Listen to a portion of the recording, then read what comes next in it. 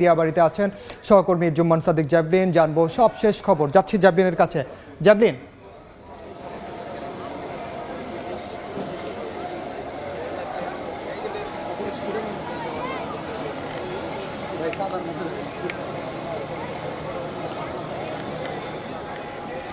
Javelin আমাদেরকে জানাবেন সেখানকার সবশেষ কি খবর এবং এখন পর্যন্ত আপনার কাছে কি তথ্য আছে আজকের বিমান দুর্ঘটনার?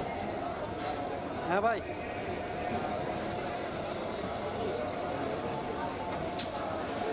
আপনাদেরকে এতক্ষণ পর্যন্ত যেই অপেক্ষা করতে হচ্ছিল বাইরে থেকে আমরা আসলে যুক্ত ছিলাম, তবে কিছুক্ষণ আগে আমরা ভেতরে ঢুকবার অনুমতি পেয়েছি এবং ভেতরে উদ্ধার কাজ কিন্তু একেবারে শেষ পর্যায়ে এখন। এবং আপনারা দেখছেন যে যে বিমানটি বিধ্বস্ত হয়েছিল F7-এর, সেই প্রশিক্ষণ বিমানটি কিন্তু যে ধ্বংসাবশেষ সেটি টুকরো টুকরো করে কেটে সেটি কিন্তু স্থানান্তর করা হচ্ছে ট্রাকে করে। এবং আপনারা দেখছেন যে আসলে যেই প্লেনের যে ইঞ্জিনের সম্ভবত এই অংশটি হবে সেই অংশটি কিন্তু আমরা দেখছি এই টুকরোটি ট্রাকে তোলা হচ্ছে।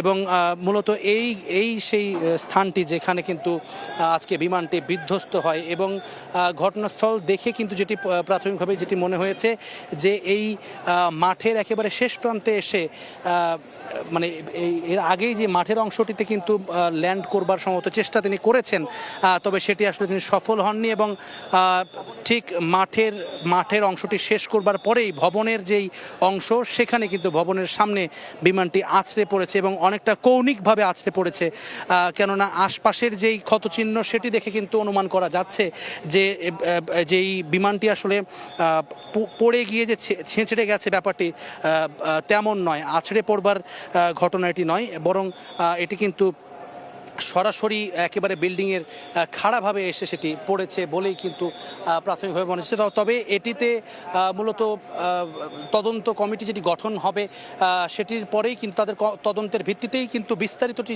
জানানো যাবে যে ঠিক কী সমস্যা হয়েছিল, ইঞ্জিনের কী ধরনের ফেলিয়ার হয়েছিল বা এখানে আসলে কোনো গাফিলতি ছিল কিনা, সব কিছুই কিন্তু আসলে তদন্তে উঠে আসবে।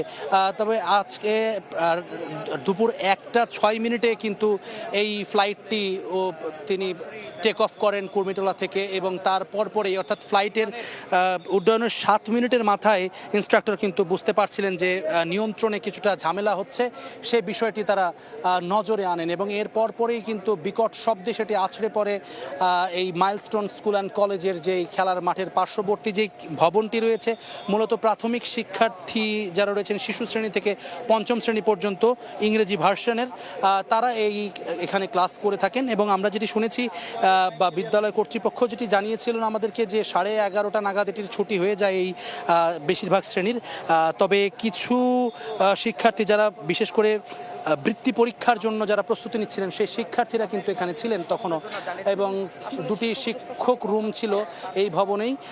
তো সব মিলিয়ে যে হতাহতের ঘটনা সেটি কিন্তু এখানে ঘটে এবং বিমানের যিনি পাইলট তিনি 3:40 ফ্লাইট লেফটেন্যান্ট তরিকুল ইসলাম, তিনি 3:40 কিন্তু মারা যান এবং তিনি রাজশাহীর ছেলে। এবং এখানে আমরা যেটি জানতে পেরেছি যে তার চেষ্টা আসলে ছিল, শেষ পর্যন্ত তিনি ফ্লাইটের ভেতরে ছিলেন এবং ইজেক্ট করেছেন কিছুটা আগে, তবে তাকে আসলে বাঁচানো সম্ভব হয়নি, তিনিও কিন্তু এই দুর্ঘটনাতেই প্রাণ হারিয়েছেন CMH-এ চিকিৎসাধীন অবস্থায়। এছাড়াও বেশিরভাগই শিক্ষার্থী, যে বাকি 18 জন মারা গেছেন তাদের বেশিরভাগই শিশু শিক্ষার্থী, তারা কিন্তু যেটি এই অগ্নিদগ্ধ হয়েই বেশিরভাগের মৃত্যু হয়েছে।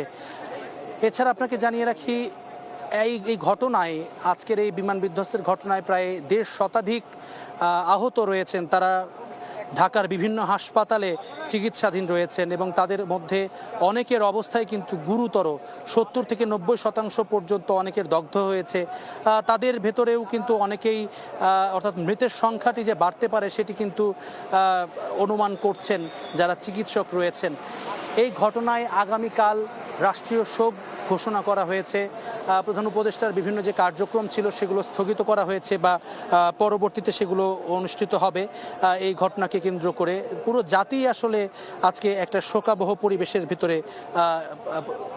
বিরাজ করছে, পুরো জাতির, পুরো দেশের মানুষের মাঝে। এতগুলো শিশু শিক্ষার্থীর কোমলমতি শিশুর প্রাণ চলে যাওয়া একটি অনাকাঙ্ক্ষিত দুর্ঘটনা, এটি কিন্তু আসলে নতুন করে ভাবাবে। একই সঙ্গে এখানে যারা অভিভাবক ছিলেন তারাও কিন্তু যেটি শঙ্কা প্রকাশ করছিলেন, বা উপস্থিত স্থানীয় যারা ছিলেন এখানে প্রত্যক্ষদর্শীরা, তারাও যেটি বলছেন যে আসলে বিমানের একজন পাইলট যিনি মারা গেছেন, এই একজন পাইলটকে তৈরি করতে একটি দেশের যেই বিনিয়োগ, যে লগ্নি, যেই সব কিছু মিলিয়ে সেটিও কিন্তু একটি অপূরণীয় ক্ষতি।